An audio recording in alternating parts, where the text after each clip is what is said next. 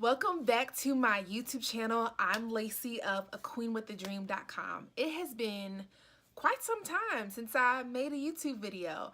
A lot's been happening, a lot of transitions, but I finally made it to, by the skin of my teeth to 2018, and I'm so excited about what God is about to do in my life and in the lives of those around me. Really quickly though, if you haven't already, please go ahead and subscribe to my YouTube channel, and also go follow me on all of my social media networks and subscribe to my blog, aqueenwithadream.com. And if you like this look, go ahead and head over to my other YouTube channel, Faced by Lace, to see the full tutorial. So I consider my blog almost as an extension of my ministry. So anytime that I get ready to write a blog post or get ready to make a video, I always ask God, what does He want me to talk about? And for some odd reason, God wants me to talk about temptation today. Now, I'm probably like a lot of y'all, and I still sometimes question, does God, like, you really want me to do, like, you really, like, can you repeat that? Can you say it a little bit louder? Okay, you want me to do it, but like when? Yeah, I still question God sometimes because I'm human. So when He told me that He wanted me to talk about temptation, I was like, bruh, you want who to talk about temptation? Not I said, Lacey.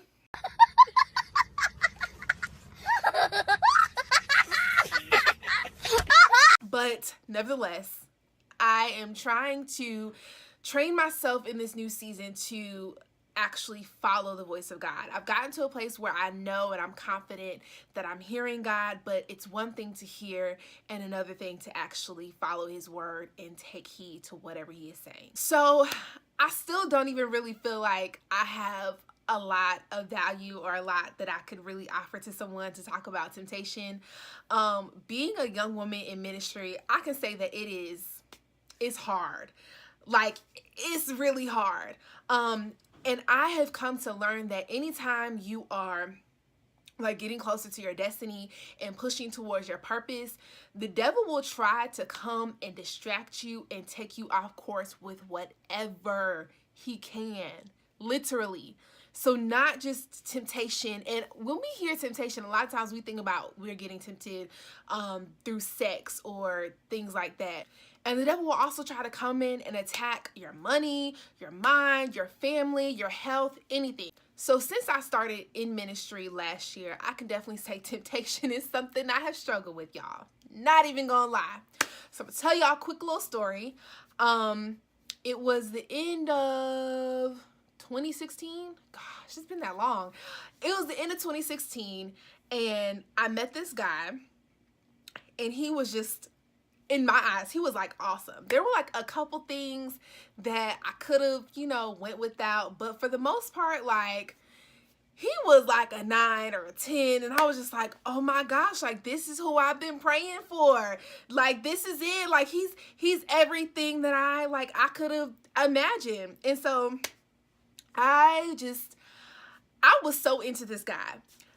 And I remember laying in my bed one night. I think we had just got off the phone, and up until this point we were kind of in that talking phase, and so we were kind of in that talking phase. And so there wasn't really any other red flags besides like the couple things that were like minor. That there weren't any major red flags, anything for me to say, okay, this is not it, this is a deal breaker for me. There was nothing, no signs at all. But I remember laying in my bed, and I was just smiling and cheesing because, we had just got off the phone and we had just finished caking and we was talking and everything was good. And I remember laying in my bed and I was like, I'm getting ready to go to sleep. I'm like, and I hear a voice say, he ain't the one. What? So I'm like, my eyes pop open. I'm like, I ain't hear that. I heard it again. He ain't the one. And I'm like, what you mean he ain't the one? This is real life how I was in the bed talking to God. I was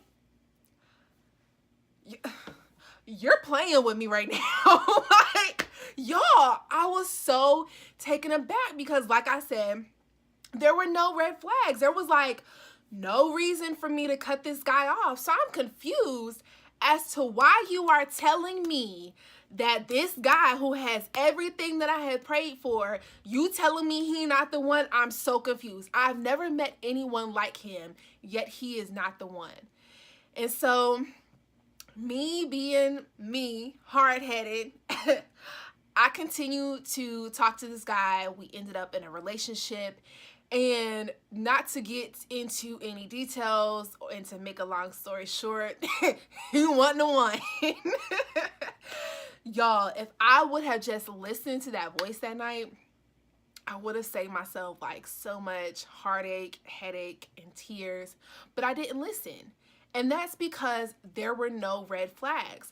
And a lot of times, that's what kind of trips us up, is when we don't see the roadblocks. But just because we can't see the roadblocks doesn't mean they're not there or they're not coming. And we hear God.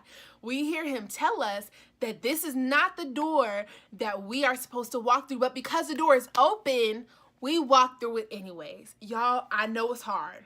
I know, trust me, I know it's hard. But you have to be confident in the voice of God. You have to be confident in what you hear. And what I've also learned is that the more you pray and the more you listen, the more confident you'll be and the more open you'll be when he actually speaks. So back then, I was just kind of starting to really understand, what God's voice sounds like and what his presence feels like. And I was starting to understand, how he speaks to me, because he speaks to everyone differently. And so I was starting to understand how he speaks to me, but I wasn't 100% confident that it was his voice. I was still learning. And so it was a process. So since that situation, I feel like that was probably one of the biggest eye-openers that I have had in a while. And so from that situation, that experience, I definitely took away a few things on how to deal with temptation. The first thing I want you to know when you're dealing with temptation is that you are not alone. Everyone deals with something. Even the people who act like they have it all together, they are struggling with something. Everyone gets tempted in their life at some point. It's going to happen. Even Jesus was tempted in the desert by the devil. So I want you to take a look at 1 Corinthians chapter 10, verses 12 through 13. If you think you are standing strong, be careful not to fall. Ooh, the shade. When I tell y'all the Bible be shady sometimes, listen, that verse said, you think you got it all together? No, watch step now. And then verse 13 says, the temptations in your life are no different from what others experience. And God is faithful. He will not allow the temptation to be more than you can stand. When you are tempted, he will show you a way out so that you can endure. If that's not the truth, I don't know what is. So God will show us how to get out, but what do? We sit right there in that temptation. We sit right there chasing after people and chasing after things for what?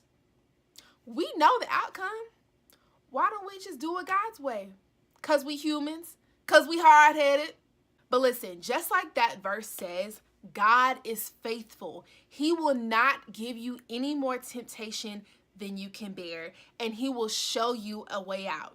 So you have to have it made up in your mind that you are not going to fall. Another thing I've learned is that praying and fasting is not enough. So, in the old church, old people used to tell us, just pray about it, just fast.